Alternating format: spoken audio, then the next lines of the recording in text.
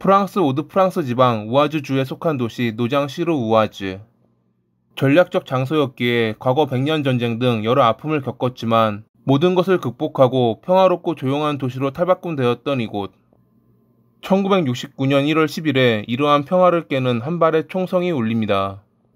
세인트 고베인 공장에서 일하는 엔지니어의 아내인 프랑스와즈는 집에서 요리하던 중 밖에서 울리는 소리에 깜짝 놀라고 말았습니다.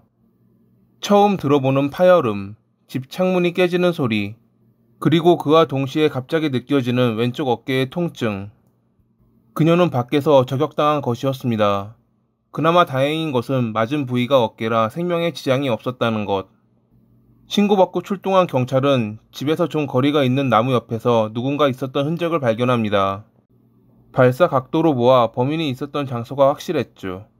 하지만 사람이 있었다는 흔적을 제외한 다른 흔적은 남아있지 않았습니다. 당시 경찰은 회사의 임직원이었던 프랑스와주의 남편에게 보내는 일종의 경고라 생각하며 회사와 문제가 있던 이들을 중심으로 조사를 벌였지만 그들의 생각만큼 회사에 불만을 가졌던 이도, 그렇다고 프랑스와주 가족에게 총격을 가할 만큼 원한을 품은 이도 찾기 힘들었죠. 그로부터 4일 뒤 인근에 사는 루벳이라는 여성이 배에 총을 맞는 일이 발생합니다. 이번에도 다행히 병원으로 이송돼 목숨을 건질 수 있었지만 연달아 도심에서 벌어진 총격 사건은 많은 시민을 공포로 몰아넣었습니다.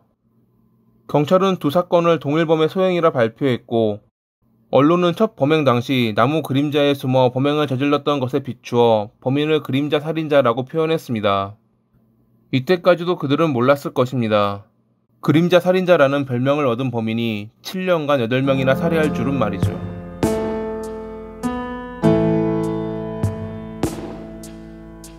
앞선 두 건의 범행은 다행히 피해자가 사망하지 않았지만 두 번째 범행으로부터 일주일 뒤인 1월 23일에 일어난 범행은 달랐습니다. 49살의 화장품 회사 대표인 테레즈는 집으로 돌아오는 길에 그림자 살인자에게 범행을 당했는데 그동안 멀리서 저격했던 것과는 달리 이번에는 바로 뒤에서 쏜 총에 맞아 살해됐던 것입니다. 이것이 공식적으로 밝혀진 그림자 살인자의 첫 살인이었습니다. 경찰은 앞선 사건들 역시 살인을 목표로 삼았지만 실패했고 세 번의 범행 끝에 범인이 자신의 목적을 이루었다고 생각했죠. 많은 분이 아시겠지만 연쇄살인범의 경우 첫 살인을 저지르면 두 번째 살인을 저지르기까지 어느 정도 기간을 두는 경우가 있습니다. 그림자 살인자 역시 그러했습니다. 세 번째 범행에서 살인을 한 뒤 거의 10개월 동안 조용했던 그가 다시 움직이기 시작한 것은 그해 11월 16일. 그날 집에서 어머니와 함께 있던 미슐랭은 얼굴을 가린 남자가 집에 들어와 깜짝 놀랐습니다. 모녀에게 밖으로 나가라 소리쳤던 복면을 쓴 남성. 마당으로 나온 모녀에게 그는 서로 떨어진 뒤 등을 돌리고 있으라 명령했는데 미슐랭이 등을 돌렸을 때 그녀는 뒤에서 나는 총소리와 무언가 쓰러지는 소리에 놀라 달아났다고 합니다. 가까스로 도움을 요청해 경찰과 함께 집으로 돌아왔지만 이미 남성은 사라졌고 어머니는 사망해 있는 상태였죠. 미슐랭은 범인이 큰 키에 이목구비가 뚜렷하며 고양이 눈을 가진 남성이었다고 증언했고 경찰은 10개월 전 일어났던 사건과의 유사점을 발견, 언론 역시 이를 알고 그림자 살인자가 다시 나타났다는 기사를 냈습니다. 여전히 범인은 별다른 증거를 남기지 않았고 피해자들의 공통점 또한 없었기에 경찰은 수사에 애를 먹고 있었죠. 사람들 사이에선 피해자들이 갈색 머리를 가진 여성이었다는 소문이 퍼져 머리를 가리거나 염색하고 나서야 외출하는 이들이 발생하기도 했습니다. 다시 그림자 살인자가 나타난 것은 마지막 범행으로부터 3년이 좀 지난 1973년 2월 6일이었습니다. 가까운 거리에서 목에 총상을 입어 사망한 채 발견된 여섯 번째 피해자를 시작으로 1976년 1월 7일까지 그림자 살인자의 손에 총 8명이 살해됐죠.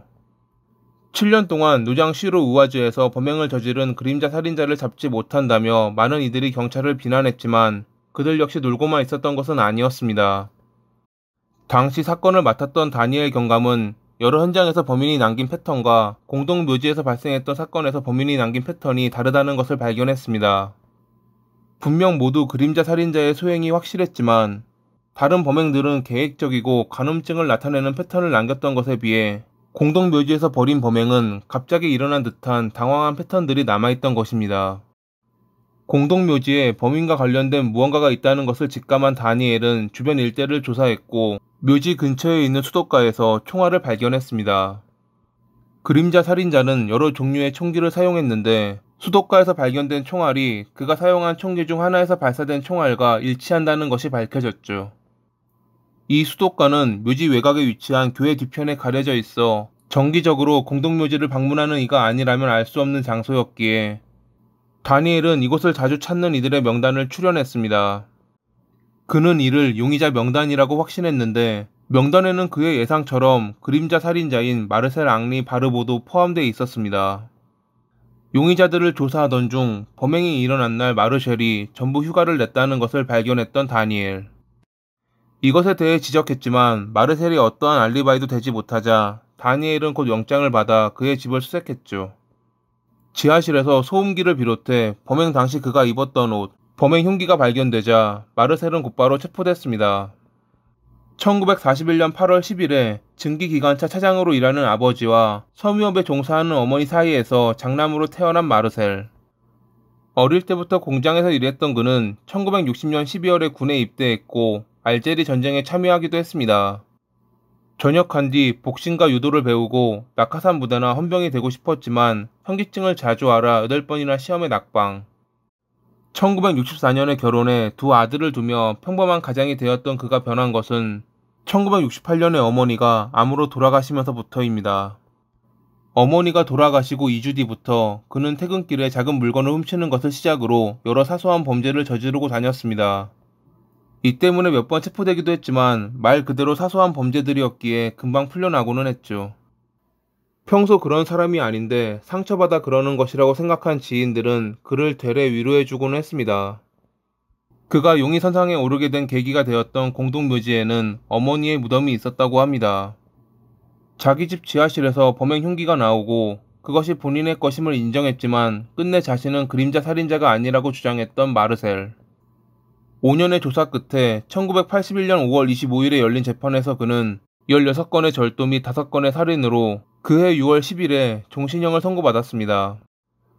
그림자 살인자의 살인사건은 총 8건이었는데 나머지 3건에 대해선 증거 불충분으로 끝내 기소되지 않았다고 합니다. 당시 프랑스와 미테랑이 프랑스의 대통령이 되면서 내건 공약이 사형제 폐지였기에 원래대로라면 사형됐을 그는 지금도 생모르 중앙교도소에 수감돼 있습니다. 그는 자신의 범행을 부인했기에 어떠한 계기로 그러한 범죄를 저질렀는지는 알 수 없습니다. 어떤 이들은 그가 어머니의 죽음으로 충격을 받아 이중인격이 됐고 그의 다른 자아가 그러한 범죄를 저질렀다고 생각합니다. 또 어떤 이들은 그가 누명을 쓴 것이며 진짜 그림자 살인자는 아직 잡히지 않았다고 말하기도 합니다. 하지만 확실한 것은 그가 체포된 뒤 그림자 살인자의 범행으로 보이는 사건은 더 이상 발생하지 않았다는 것이죠. 항상 그림자에 숨어 무고한 이의 목숨을 노렸던 마르셀. 하루빨리 그가 그림자에 삼켜져 영영 빛을 볼 수 없는 날이 오길 바라며 이만 마칩니다. 오늘도 시청해주셔서 감사합니다.